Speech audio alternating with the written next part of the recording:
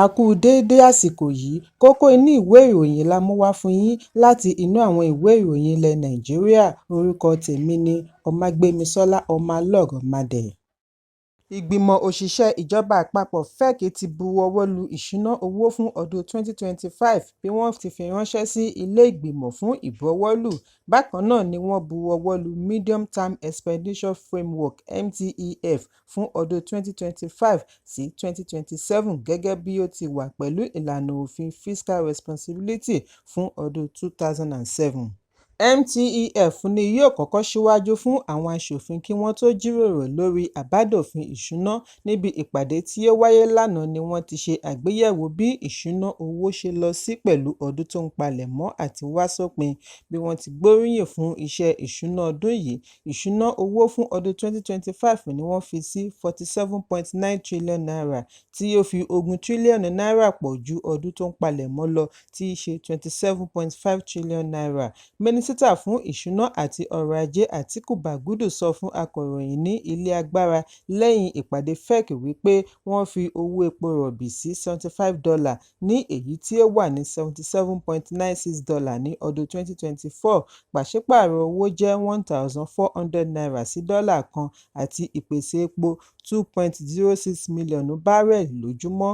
Bagudu fi kún wípé pẹ̀lú ìdàgbàsókè 3.19% tí wọ́n rí ní ìpele kejì ọdún yìí, ìjọba àpapọ̀ yóò tẹ̀síwájú àti mú agbára bá ọrọ̀ ajé kí wọ́n sì pèsè àtìlẹ́yìn. Ẹ̀kúnrẹ́rẹ́ ìròyìn yìí wà ní ìwé ìròyìn The Nation tó jáde lónìí.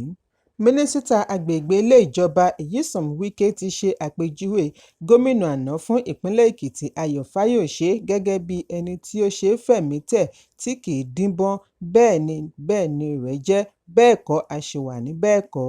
Wike ní Fáyòsé kì í fi dúdú pe funfun, kì í parọ́ ibi ó bá dúró sí lórí ọ̀rọ̀. Nínú àtẹ̀jáde òní ní ìlú Àbújá ni amúgbálẹ́gbẹ̀ẹ́ Wike Lérè Ọláyínká ti sọ wípé Wike nínú ọ̀rọ̀ ìkíni kú oríire sí Fáyòsé bí ó ti pé ọdún 64 ni ó ti ṣe àpèjúwe Fáyòsé ní ọ̀rẹ́ gidi. Wike ní àǹfààní tí Fáyòsé ní jẹ́ ìjẹ́rìísí oore-ọ̀fẹ́ tí Ọlọ́run fún wọn láti borí ìpèníjà sí ìdàgbàsókè orílẹ̀-èdè Nàìjíríà.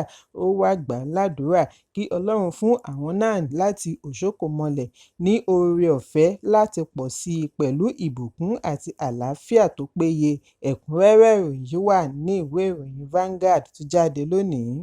Ọ̀gá àgbà pátápátá fún àjọ ẹ̀ṣọ́ aṣọ́bodè NCS Adéwálé Adéníyì ti ṣe àpèjúwe olóògbé olórí ológun KOAS Lt General Taoreed Lágbájá ní adarí ológun tí òye rẹ̀ pé.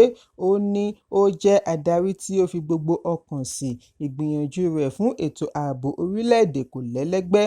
Nínú àtẹ̀jáde tí agbẹnusọ NCS Abdullahi Maiwada gbé jáde ni Adéníyì ti sọ ọ̀rọ̀ wọ̀nyí. Ó ṣe àpèjúwe ikú Lágbájá ní òfò àti àdánù ńlá, kì í ṣe sí ẹbí rẹ̀ nìkan, fún iléeṣẹ́ ológun, ìjọba àti orílẹ̀-èdè lápapọ̀. Bí Adéníyì ti bá gbogbo ìdílé Lágbájá, àwọn akẹgbẹ́ rẹ̀ àti iléeṣẹ́ ológun Nàìjíríà kẹ́dùn.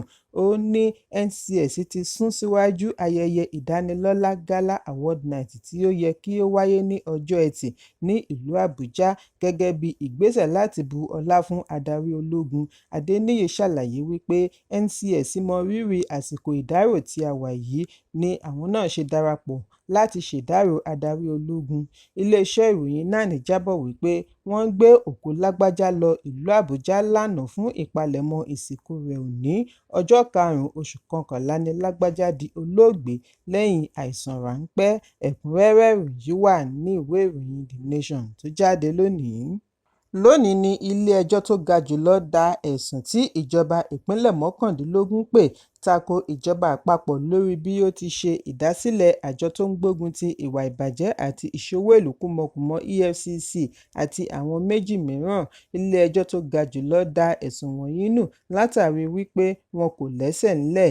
Adájọ́ Uwani Abba Aji tí ó ka ìdájọ́ yìí fìdí ẹ̀ múlẹ̀ wípé àwọn ìpínlẹ̀ wọ̀nyí ṣe àṣìṣe pátápátá pẹ̀lú bí wọ́n ṣe ní ìdásílẹ̀ EFCC tí ilé ìgbìmọ̀ ṣe jẹ́ ìtàpá sí òfin. Níbi ìgbìmọ̀ adájọ́ ẹlẹ́ni 7 ni wọ́n ti fìdí ẹ̀ múlẹ̀ wípé agbára tí EFCC, ICPC àti NFIU ní láti fi ọwọ́ ṣìkún òfin mú ẹnikẹ́ni tàbí bá a ṣe ẹjọ́ bí wọ́n bá lùgbàdì òfin. Èyí ń wáyé bí àjọ ìgbìmọ̀ àwọn adájọ́ National Judicial Council lábẹ́ alága adájọ́ àgbà fún orílẹ̀-èdè CJN Adájọ́ Kudirat Kékeré-Ekun ṣe dá sẹ̀ríà fún adájọ́ 5 fún oríṣiríṣi ẹ̀sùn ìwà àṣemáṣe níbi ìpàdé ìgbìmọ̀ 107th tí ó wáyé ní ìlú Àbújá ni wọ́n ti ní kí adájọ́ G.C. Aguma láti Ilé-ẹjọ́ Gíga Ìpínlẹ̀ Rivers lọ rọ́kúnlé fún ọdún kan. Bákan náà ni wọn yóò ṣe alamí rẹ̀ watchlist fún ọdún 2. Ìgbìmọ̀ yìí darí kí wọ́n ṣe ìfẹ̀yìntì tipátipá fún olórí ilé-ẹjọ́ 2 látàrí bí wọ́n ṣe pààrọ̀ ọjọ́ orí wọn. Ẹ̀kúnrẹ́rẹ́ ìròyìn wà nínú ìwé ìròyìn Daily Post tó jáde lónìí. Alákòóso ìjọ ìràpadà Pásítọ̀ Enoch Adébóyè ti sọ wípé láìsí ìdásí láti ọ̀dọ̀ Ọlọ́run, pàṣípààrọ̀ owó náírà sí dọ́là kan ìbá ti di ẹgbẹ̀rún 10 náírà. Níbi ìsìn pàtàkì tí ó wáyé ní Holy Ghost Congress ìlú Àbújá ni Adébóyè ti so papọ̀ ìṣòro ọrọ̀ ajé Nàìjíríà mọ́ bí orílẹ̀-èdè ṣe gbé gbogbo ọkàn lé ọ̀rọ̀ epo kíkó wọlé tí ó mú orílẹ̀-èdè gbẹ́mìí lé epo láti òkè òkun. Níbi Adébóyè ti ń sọ̀rọ̀ lórí àyọkúrò ìrànwọ́ epo ni ó ti sọ wípé ìgbésẹ̀ yìí bí àwọn tí wọ́n jẹ nídìí ìṣèjọba àná tí ó túbọ̀ so orílẹ̀-èdè sí inú ìṣòro. Olùṣọ́-àgùntàn ní a nílò ìrànlọ́wọ́, èyí kì í ṣe ìrànlọ́wọ́ ènìyàn ṣùgbọ́n ìrànlọ́wọ́ láti òkè wá. Ó ní kí ìjọba tó wà lóde tó gba ipò ní gbogbo wa ti mọ̀ wípé gbòǹgbò ìṣòro orílẹ̀-èdè dá lórí epo kíkó wọlé, pẹ̀lú wípé a ní epo síbẹ̀ à ń kó epo wọlé pẹ̀lú ọ̀pọ̀lọpọ̀ bílíọ̀nù náírà tí a fi ń ṣòfò dànù lórí ibi ìfọpo tí kò ríṣẹ́ ṣe.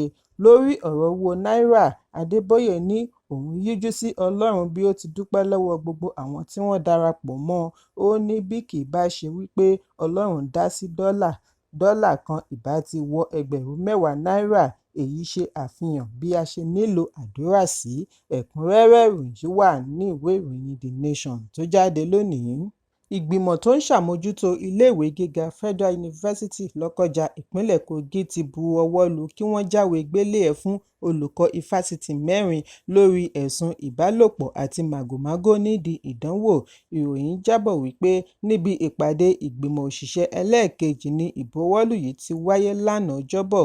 Èyí ń wáyé lẹ́yìn ìwádìí ẹ̀sùn tí wọ́n fi kan àwọn olùkọ́ wọ̀nyí ní ọdún tí ó kọjá. Ìgbìmọ̀ lábẹ́ ìṣàkóso Senator Victor Udoh-Maigba fi ìmoore rẹ̀ hàn sí àwọn alámòjútó ifásitì lórí ìgbésẹ̀ tí ó tọ́ tí wọ́n gbé láti ṣe òfintótó ẹ̀sùn tako àwọn olùkọ́ wọ̀nyí. Udoh-Maigba ní ìgbìmọ̀ yìí kò ní fi ààyè gba ìwà tí kò tọ̀nà tí ó ṣe lòdì sófin ifásitì, bí ó ti rọ ifásitì kí wọ́n tètè gbé ìgbésẹ̀ lórí àwọn ẹ̀sùn yòókù, pàápàá jùlọ èyí tí ó wá láti Faculty of Science tí wọ́n ń gbépò yẹnu lọ́wọ́lọ́wọ́ lórí ẹ̀rọ abánidọ́rẹ̀ẹ́. Bákan náà ni ó kìlọ̀ fún gbogbo òṣìṣẹ́ àti olùkọ́ ifásitì lórí ẹ̀sùn tí ó lè mú ìtàbùkù bá akẹ́kọ̀ọ́, bí ó ti ní wọn kò ní fi ààyè gba àti da aṣọ bo ìwàkiwà mọ́lẹ̀. Ó wá rọ àwọn akẹ́kọ̀ọ́ náà kí wọ́n máa sọ̀rọ̀ síta bí wọ́n bá rí ìtàbùkù kankan láti ọ̀dọ̀ olùkọ́. Ẹ̀kúnrẹ́rẹ́ ìròyìn wà nínú ìwé ìròyìn Punch tó jáde lónìí. Aṣọ́lé fún ikọ̀ Super Eagles goalkeeper Stanley Nwabali ti pàdánù bàbá rẹ̀. Òwúrọ̀ òní ni Nwabali gba orí ẹ̀rọ abánidọ́rẹ̀ẹ́ láti dárò lórí ikú bàbá rẹ̀ pẹ̀lú àkọlé àti àwòrán emoji igbe, bí ó tilẹ̀ jẹ́ wípé aṣọ́lé yìí kò ṣe àfihàn irúfẹ́ ikú tí ó pa bàbá rẹ̀. Kàkà bẹ́ẹ̀, ọ̀rọ̀ ni ó kọ wípé sùn re o bàbá mi. Ẹ̀kúnrẹ́rẹ́ ìròyìn wà nínú ìwé ìròyìn Punch tó jáde lónìí. Níbi ìfijúrinjú tí ó wáyé síwájú ìdíje Heavyweight Showdown ní Texas ní àgbà ọ̀jẹ̀ onígídígbò Mike Tyson ti fọ́ ìlúmọ̀ọ́ká orí ẹ̀rọ ayélujára Jake Paul létí. Ìṣẹ̀lẹ̀ yìí wáyé ní pápá ìṣeré AT&T ní Dallas, níbi tí Tyson ẹni ọdún 62 yóò ti wàákò pẹ̀lú Jake Paul ẹni ọdún 27. Ìgbésẹ̀ tí ó ti dá awuyewuye sílẹ̀. Tyson tí kò kọbiara sí Paul fún gbogbo bí ó ṣe ń pín in lẹ́mìí fún gbogbo ọ̀sẹ̀ ni ó ṣàdédé dán Paul létí. Ìgbésẹ̀ yìí ni ó mú àwọn ẹ̀ṣọ́ aláàbò àti ikọ̀ alámòójútó súnmọ́ wọn láti là wọ́n, ni Tyson bá dáhùn wípé kò sọ̀rọ̀ mọ́, ìgbésẹ̀ ló kàn bí ó ti já kúrò lórí ìtàgé. Paul náà bá fèsì bí ó ti lọ jókòó wípé òun kò tiẹ̀ mọ̀ bóyá ẹnikẹ́ni gbá òun létí, ẹni inú ń bí. Ó wá ṣèlérí wípé ìdíje tó ń bọ̀ ànàsáré ni Tyson yóò gbá knockout. Ẹ̀kúnrẹ́rẹ́ ìròyìn yìí wà nínú ìwé ìròyìn Vanguard tó jáde lónìí. Kókó inú ìwé ìròyìn tòní kò ní jù báyìí lọ. Ẹ pàdé mi ní ìrọ̀lẹ́ fún àkọ́tún ìròyìn. Kí a tó lọ, ẹ má ṣaláì fi àkíyèsí yín ránṣẹ́ kí ẹ sì bá wa subscribe sójú náà wa lórí YouTube kí kókó inú ìwé ìròyìn lè máa tẹ̀ yín lọ́wọ́ ní kíákíá.